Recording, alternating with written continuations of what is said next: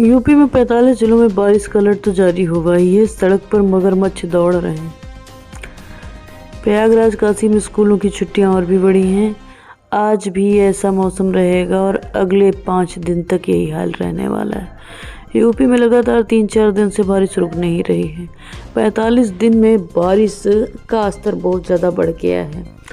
लखनऊ समेत 22 जिले में स्कूलों की छुट्टियां तो हुई हैं। जौनपुर चंदौली में 5 से 6, 7, 8 अगस्त, 9 अगस्त, 10 अगस्त तक भी यही हाल अभी रहने वाले हैं। अभी तो 7 अगस्त तक स्कूलों में छुट्टियां हैं जो प्रयागराज और मिर्ज़ापुर में, लेकिन आने वाले टाइम में अभी छुट्टियां बढ़ सकती हैं क्योंकि मौसम के हालात और भी बिगड़ रहे हैं। 24 घंटे में भारी बारिश से हाथ से 12 लोगों की जानें जा चुकी। यूपी में 24 घंटे में 73 जिलों में औसत 36.8 mm बारिश दर्ज की गई है। ये मौसम विभाग के अनुमान से 7.3 mm बारिश से 405 अधिक। यूपी के 13 जिलों में बाढ़ का ये मंजर आप जो देख रहे हैं, माहौल ऐसा है। प्रयागराज से काशी तक सब डूबा हुआ है। हिमाचल प्रदेश में लैंडस्लाइड, उत्तराखंड में 3 लोगों नदी में बह गए। 28 राज्यों में बारिश। उत्तर प्रदेश के प्रयागराज, कानपुर, वाराणसी, मिर्ज़ापुर, इटावा समेत 13 जिलों में बाढ़ के हालात बहुत ही बदतर हैं। प्रयागराज काशी में हजारों घर डूब चुके हैं। गंगा, यमुना, बेतवा नदियां खतरे के निशान से ऊपर बह रही हैं। राज्य में पिछले 24 घंटे में बारिश में अलग अलग हादसों को मौत में तब्दील किया हुआ है। हिमाचल प्रदेश में तेज बारिश जारी है। राज्य के 310 सड़कें बंद हैं। शिमला में सोमवार को बारिश के बाद 3 घरों में लैंडस्लाइड हुई।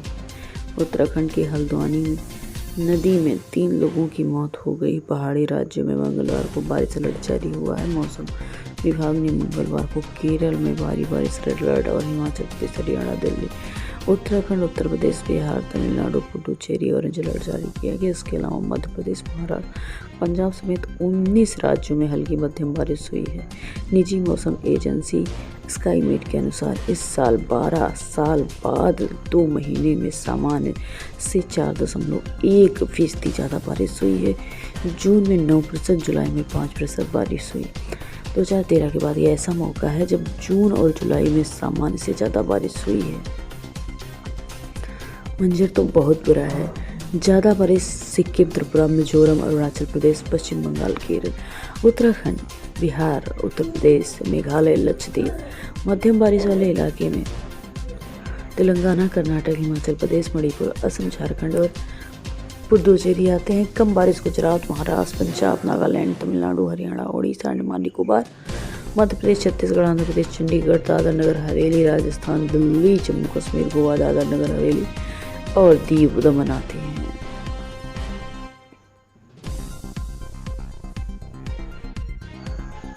यूपी में भारी बारिश से मची तबाही। 23 जिलों में स्कूल कॉलेज बंद। 45 में अब भी अलर्ट जारी है। उत्तर प्रदेश में पिछले 24 घंटे में लगातार बारिश हो रही है। पूरा जनजीवन अस्त व्यस्त हो रखा है। मौसम विभाग की चेतावनी और बारिश से हुए नुकसान को देखते हुए 23 जिलों में सभी स्कूल कॉलेज बंद रखने का आदेश जारी किया गया है। आईएमडी ने 48 घंटों तक 45 जिलों में भारी बारिश और गरज चमक के साथ बिजली की चेतावनी जारी कर दी है। इसी बीच बारिश और इससे संबंधित घटनाओं में कई लोगों की जानें जा चुकी हैं। मौसम को लेकर विभाग के अनुमान को लेकर प्रशासन हाई अलर्ट पर है। उत्तर प्रदेश, मध्य प्रदेश में बारिश का अलर्ट जारी किया गया है। वहीं पूर्वांचल के इलाके में लगातार हो रही बारिश से जीवन अस्त व्यस्त हो गया है। गोरखपुर, आजमगढ़, मऊ, रायबरेली, प्रयागराज, वाराणसी समेत पूर्वांचल के कई जिले, कई गांव जलमग्न हैं। बारिश के जल भराव की वजह से 23 जिलों में कक्षा 1 से 12 तक के सभी सरकारी, अर्ध सरकारी, निजी स्कूलों में अवकाश घोषित किया गया है। इसमें सिद्धार्थनगर, लखनऊ, अयोध्या, अमेठी, रायबरेली, प्रयागराज, मिर्ज़ापुर, संबल, बाराबंकी, कानपुर, बरेली, मुरादाबाद, अंबेडकर नगर, सीतापुर, लखीमपुर, गाजीपुर, बांदा, चित्रकूट, एटा, रामपुर, बदायूं, अमरोहा शामिल है। कानपुर में कई स्कूलों में सुबह अभिभावकों को छुट्टी का मैसेज मिला। प्रयागराज और लखीमपुर में केवल बाढ़ प्रभावित इलाकों में ही बंदी है। बरेली, मुरादाबाद, संभल, बदायूं, अमरोहा में भारी बारिश के चलते कांवड़ यात्रा की भीड़ को देखते हुए सोमवार को स्कूल को बंद करने का आदेश दिया गया।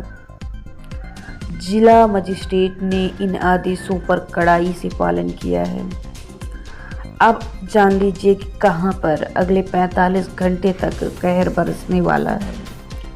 उसमें मौसम विभाग ने अपनी अपडेट जारी की है और वो जिले कौन से हैं जान लीजिए।